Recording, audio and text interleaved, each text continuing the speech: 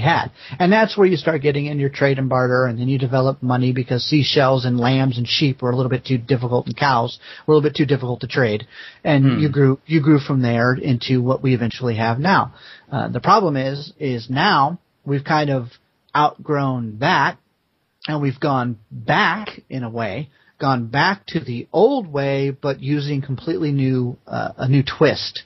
And because of that new twist, the technical abundance twist, we can now also provide the high quality of life that was never before achievable. And it shows a real clash as well, because we're like trying to push forward, but we're also kind of being held back, but also thinking, oh no, I'm actually scared of going forward. Yeah, well, as a society, we're scared of going forward because we keep thinking, oh, but we can't see into the future, and we keep thinking, oh, we'll just figure something out as we go along. Right, and people are short-sighted too. I mean, they only look back 1,000 or so years, and they say, well, it's been like this forever. Well, what's your definition of forever? I'm a scientist engineer guy. My version of forever is a few billion years. So do you want to put that in perspective? And do you realize that the entirety of human civilization is nothing but a speck of dust on the timeline of the history of the universe, or even our solar system, for crying out loud? Absolutely. So what kind of timescales do you want to look at here? But if you're looking at just the human timescale, the use of money is actually very small relative to how we used to operate, how we operated dominantly on this planet for 100,000 or so years. The use of money is only about, 5,000 years old, maybe? If that, going from seashells and stuff like that to actually switching over to a hard form of currency. And so some kind of tangible item to represent a system of trade. And so, relatively speaking, even the use of money is small. But people, think their lifespan is only like 80-odd years, and so we've had money for a few thousand years. That's just it. That's the way it's got to be. That's the way it's always been. No, it isn't. No, it isn't, and no, it hasn't been. You just need to study history a little bit more. But so it's just trying to break down those barriers that seem to be created by the very system itself. Yeah, I mean that's one thing that people have tried to argue with me, that especially when they try and throw out the human nature argument. I mean, sometimes I say to people, don't get me started on the human nature argument, because we'll be here all day, and you'll be asleep. But we've got Zeitnews has a Zeit blog article that's going to be coming out in the near future that actually does a very, very good take on the human nature argument, and look forward to that coming out soon. It cites a whole bunch of sources. It's got all the literature. It's a technical article. Well, not technical, but it's a technically based article that cites all of its sources. So that's going to come out in the near future. Cool, awesome. Well, I guess with that we can talk about Zeitnews. If you want to just describe what Zeitnews is about, what it does, and how you. I mean, is it something that you came up with, or a group of you came up with? Well, Zeitnews is. I got appointed, or I was requested to be a leader by Peter Joseph, mainly because of my, I don't want to say notoriety, popularity, whatever. I hate those words, but it's true. I'm, like I said, one of the more well-known members of the movement because of my technical background. So I was kind of like the shoe-in to be the tech lead. And so with that in mind, because I've always been talking, we need to have a website or a hub that just talks about technical progress, things, showing the solutions. Let's show the solutions. But it's supposed to be fact-based. This is not an opinion-based website. It's not people saying it's not an opinion-based website where people say, well, this thing was invented, so here's what I think, blah, blah, blah, blah. No. This was invented, period. Information. That's it. That way people can just get an unfiltered, raw look at science and technology news, all the developments around the world, because unfortunately the dominance in the news is who's blowing up who or who's killing who. Yeah. It's not about how are we progressing as a species, and so Zeitnews was related to that. Well, I ended up getting a hold to the Zeitnews staff, Rick and Nick in England, and they had already somewhat put together Zeitnews previously, unbeknownst to me, as kind of like a rough format idea because they were thinking the same thing. So we ended up making contact with each other, and they said, well, what do you think of this layout or this setup? And I said, that's fantastic. You guys have already basically put together what I had in my brain. It's kind of creepy. You guys get out of my head. And we ran with it, and we just started it up. And Zeitnews is always, it was never, and it's one of the things I made perfectly clear, this is not going to be a big Zeitgeist Movement advertising board. In other words, we're not going to have the Zeitgeist Movement over the front. We're not going to have the Venus Project over the front. No. This is designed to be a gateway, a way for John Q. public to go to a website that is not going to shove something quote-unquote controversial into their face. The Zeitgeist Movement and the Venus Project can be polarizing to people who don't know what it is. Yeah. And then they come into it with a pre-established bias because somebody else said, oh no, that place, those guys are nuts. They're communists. They're so, all the attacks that we get. Yeah. But the point is somebody could get a twisted notion of what we are before they even know what we are.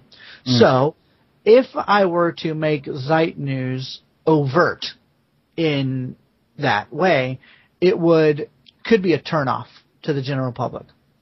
And so my intent was to make it a little bit more autonomous. Still obviously have a connection. It does. There's a little Zeitgeist Movement banner on there and stuff like that, and there's even a Venus Project one. And so they're there, but they're not in your face there. What I want people to see first and foremost when they go to the page is the news, the articles, everything like that. And so that's what we've done. And it's worked out rather well. We've gotten, in 1 month, we had 500,000 hits, I think, something like that on the website. We're talking about a website that's been up and running since December. We average about 500,000 hits a month, and growing. We've been approached by major research organizations.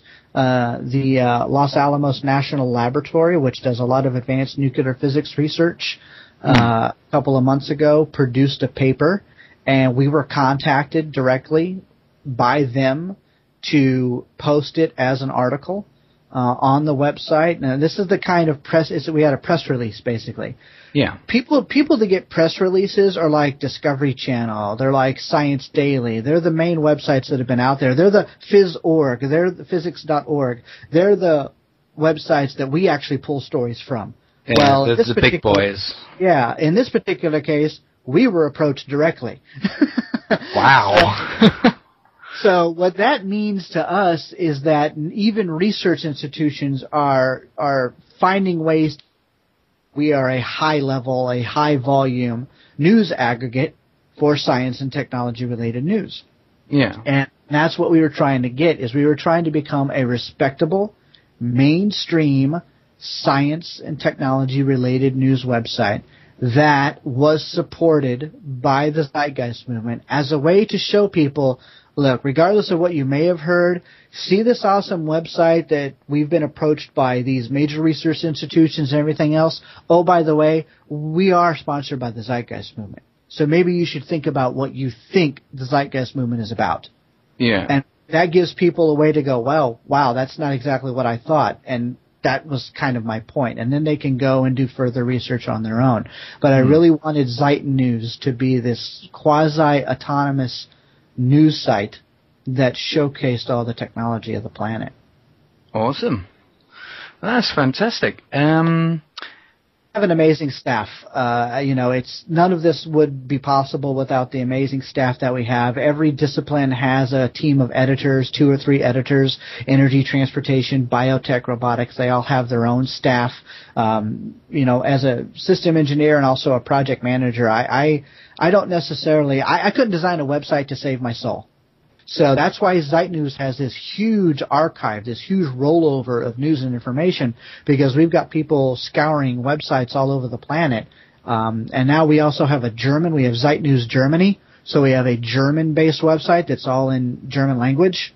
I saw the link to that. Yeah. And we're trying to get other ones too. We want to get a French one. We want to get an Italian one. We want to get a Chinese one. We want to get different languages from around the planet. Some of the key players and create Zeitnews websites for them, kind of like sister websites that showcase news from their region, because they probably have a version of physics.org in China. But it's all in Chinese, and I don't know what it is, and I don't know how to find it. But if we get a bilingual Chinese-English person and make contact with them and say, look, can you create this website? But it would be in all Chinese. But it has to follow these certain kind of rules. Raw news articles must be scientifically sourced. And as long as that's the case, then we're good to go. And we're trying to develop those. Awesome. Now, I did receive a question regarding chaos theory, which, it's phrased in a weird way. Because the thing is, I haven't really researched chaos theory that much, but I've read both the books by Michael Crichton for the Jurassic Park stories. Well, yeah. And have you read those two books, the Jurassic Park and the Lost World? No, I haven't read the books, but I understand where chaos theory would apply to a biological instance. Yes. Yeah, because. But again, that's also uncontrolled randomized. Well, sure. I mean, the problem is a lot of people try to associate chaos theory with everything, and the problem is chaos theory is over deregulated, unmanaged natural systems, so the universe favors chaos if it's just left to its own devices, because everything randomly moves around. It's all random motion. But when you're looking at a controlled environment and a controlled system, does your car spontaneously just take itself apart and fly in all different directions? No. Does your computer take itself apart and fly in all directions? No. Why? Because it's engineered and created to combat the chaos, analogy. So chaos theory doesn't necessarily apply to everything. It's just a very vague universal construct. Yeah, I mean, I see how that figures. Because obviously in both films, the character Ian Malcolm gets injured and gets shot full of morphine. So he starts ranting off about chaos theory and really, really interesting things. And but in the books, it's so much more extensive and so much better. Mm-hmm. But yeah, I mean, I think as far as the books and I guess the films as well are concerned, is that I guess it purports the idea that no matter what you try and do, every system is innately predisposed towards chaos. Kind of, I guess, like some people would also call that the law of entropy as well, that all systems are in collapse. And they say, oh yeah, it's collapse towards chaos as well. But shall I read you through it and help me decipher it? Because Yeah. I mean, yeah. Go ahead. Okay, well, he posed one question, and then, in a couple of other posts, he provided more points for it. The original question was the question that I'll pose here is sort of like a paraphrasing of what he said. He said, "How does chaos theory figure into inhibiting the success of automated resource management system?" And a quote from him: "'Cause the study of non-linear dynamics does have quite a bit of relevance to RBE proposals, since an RBE will have to deal with a large number of non-linear problems."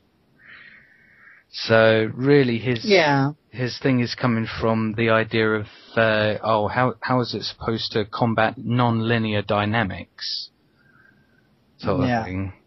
Okay. The way that's combated is it's not a hierarchical system. It's a collaborative, localized system, and so that's where it's different. Any nonlinear problems that show up are going to be locally based, and they're also going to be locally addressed. It's not like one giant system is going to have to manage 10,000 different nonlinear problems at once.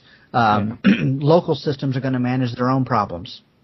What's unique about this system is that the only difference is they're not going to be managing their problems alone.